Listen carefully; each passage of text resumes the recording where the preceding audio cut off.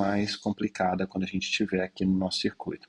Então eu vou começar de novo com esse mesmo exemplo aqui. Nós temos o nosso processador, né? Então nós temos que implementar uma máquina de estados, e como a gente já viu, nós temos múltiplos sinais aqui, certo? Eu vou até trocar a cor para a gente chamar mais atenção, tá? Nós temos uma sequência de sinais desse lado e uma sequência de sinais desse lado aqui. Tudo bem? Essa sequência nós temos bastante bits que refere a múltiplos sinais. E o que nós precisamos é que para cada estado da nossa máquina de estados, a gente precisa gerar esse vetor de dados aqui, tá bom? Então, essa é a nossa situação. Uma forma da gente implementar, que nós já falamos, é que a gente pode montar essa máquina de estados, igual a gente montou aqui nesse slide. No vídeo anterior, a gente montou esse slide para vocês, né? E outra forma da gente fazer isso, que eu queria chamar a atenção para vocês, é que nós podemos fazer de um jeito um pouquinho mais sistemático. A gente pode tentar olhar essa máquina de estados como uma forma um pouquinho mais programática. A primeira coisa importante é que eu vou voltar aqui e vou contar quantos sinais nós temos, né? Quantos bits. Então tem um bit aqui, 2 bits, 3 bits, 4 bits, 5. Aqui tem mais 2, né? Então a gente tem 6, 7, 8, 9, 10, 11, 12, 13, 14, 15, 16 bits. Então nós temos 16 bits aqui no total que a gente precisa para poder representar. O que significa isso? A gente vem aqui e a gente conta também o número de estados. Então nós temos 2, 3, 4, 5, 6, 7, 8, 9, 10 e 10 estados. Então nós temos, no fundo, 10 estados e 16 bits de saída. É isso que nós temos aqui. O que dá para fazer nesse cenário? Dá para a gente declarar um sinal, certo? Nós podemos declarar um sinal no nosso circuito, que ele é um reg, tá? Então ele é um registrador, e ele vai ter, são 16 bits, né? Então ele vai ter um formato aqui de 15 até 0, né? São as nossas saídas, e que nós teremos dela aqui de 0 até 9, por causa dos nossos 10 estados. Então nós temos um vetor de 10 saídas de 16 bits.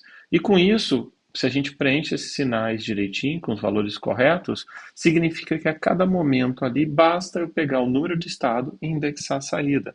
Então, no fundo, a saída nossa. E deixa eu voltar aqui, tá? Só para pegar o nome do sinal direito. Vamos pegar esse primeiro sinal aqui, tá? Esse primeiro sinal aqui, que é o PC Write, tá? Então, o PC Write, eu vou supor que ele é o valor zero, o índice zero aqui. Então, suponha que eu tivesse, a gente definiu uma variável estado lá, tá vendo? Então, a gente poderia virar e falar, ó, PC Write é igual saídas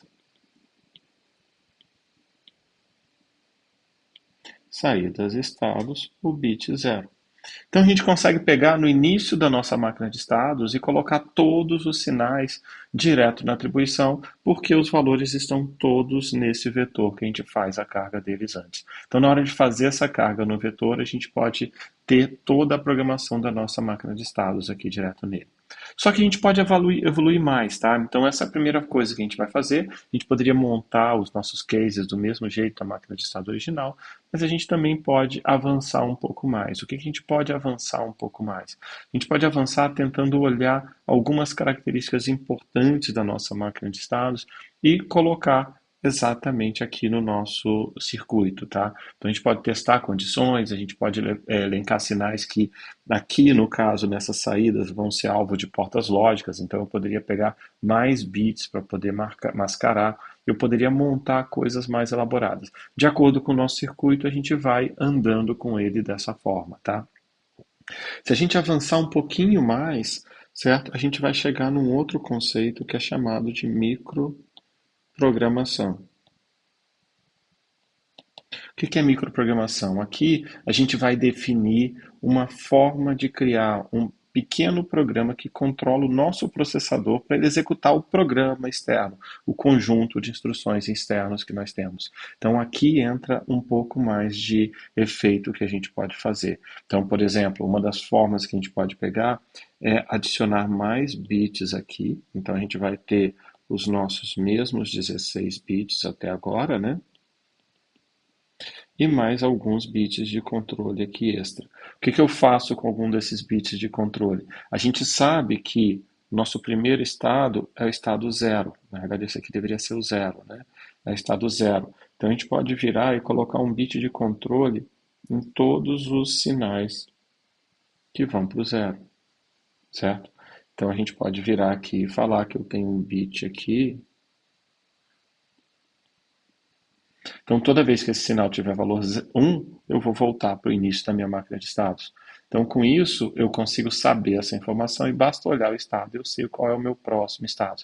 Mas a gente tem situações onde a gente precisa ser um pouquinho mais facilitado a nossa vida, né? Então, esse aqui, se aquele é o 0, esse é o 1, toda vez que eu estou no espaço de estado de FET, eu vou para o estado de decode. Então, a gente pode virar e ter também um outro bit aqui, chamado next. E quando o next tiver 1, significa que se eu estiver no estado 0, eu vou para o estado 1. Se eu estiver no estado 1, eu vou para o estado 2 e por aí sucessivamente. Observa que isso resolveria, certo? Se a gente renumerasse esses circuitos, né? Então, 5 para o 6, eu poderia colocar o 7 aqui, certo? O 5 não iria para o 7, mas olha o 8, esse aqui poderia ser o nosso 9, né? Então, a gente pode fazer sequências um pouco mais espertas, tá vendo? E a gente usaria esse sinal aqui como sequência nossa, tá? Mas ainda falta as questões de decisão. Então, eu estou nesse estado 1 aqui, olha, e a gente vai ter que decidir essas três alternativas. E essas três alternativas são decididas através de bits das instruções. Então, a gente pode colocar alguma coisa nesses bits aqui para poder indicar algo como destino, tá? A gente pode fazer e ter uma lógica ali que nos ajude a chegar no destino. Tipicamente, a gente não consegue detalhar tudo, então às vezes a gente usa uma outra tabela, tá? Então a gente simplesmente usa essa outra tabela e a gente vai olhar aqui a posição desses bits aqui e vai estar dentro da tabela o próximo estado. Então, eu posso usar essa tabela para fazer o nosso próximo estado aqui. Com isso, a gente consegue avançar o nosso processador, construir o nosso processador e conseguir ter cada vez mais instruções sem ter tanta lógica lá do outro lado.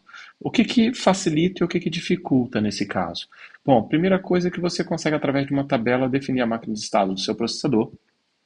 Então, microprogramação pode enxergar isso como uma vantagem. A desvantagem é que você tem que acessar a tabela. Isso gasta uma temporização bem fixa para você. Então, de repente, você poderia ter feito com lógica um circuito mais rápido do que um circuito que está acessando a tabela. Tá? Então, esse é um trade-off que você vai ter que olhar do ponto de vista do desempenho. Mas tem uma característica interessante que quando o seu processador vai ficando mais e mais complexo, a existência desse microcódigo pode permitir que você implemente coisas mais, atualize coisas mais para frente no processo. Inclusive, a gente sabe de processadores modernos, como a arquitetura x86, que você pode atualizar a tabela de microcódigo depois dele ter saído da fábrica. Então, esse é um ponto interessante para vocês. E a gente está falando aqui de processadores, mas não precisa ser processador, pode ser uma máquina de estado qualquer sua, que você pode decidir posteriormente, já com ela em produção, que você gostaria de alterar alguns dos estados, e para fazer isso, ter um mecanismo minimamente que fosse parcialmente de microcódigo te ajuda a ter esse resultado. Tá? Então, a gente está falando aqui de microcódigo. O microcódigo serve para esse tipo de configuração. Você vai configurar máquinas de estados e essas máquinas de estados vão poder ser atualizadas futuramente se você achar que é relevante. Ok, pessoal? Então a gente para por aqui, então. Bom estudos para vocês. Falou? Até mais. Tchau, tchau.